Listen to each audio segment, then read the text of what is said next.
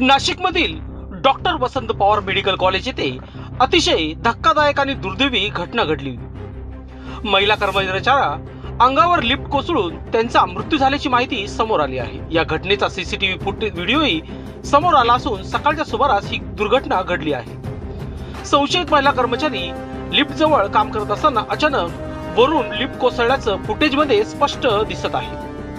ही घटना इतक्या वेगाने घडली की त्यांना सावरण्याची संधीच मिळाली नाही। या अपघातात गंभीर जखमी झालेल्या महिला कर्मचाऱ्यांना तातडीने मेडिकल कॉलेजमध्ये उपचारासाठी दाखल करण्यात आले। डॉक्टरांनी त्यांच्यावर उपचार सुरू ठेवले, मात्र जखमा अतिशय गंभीर असल्याने उपचारादरम्यान त्यांचा मृत्यू झाला।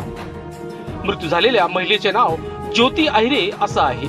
या घटनेमुळे परिसरात मोठी खळबळ उडाली असून रुग्णालय प्रशासनाच्या सुरक्षा व्यवस्थेवर प्रश्नचिन्ह निर्माण झाले आहे।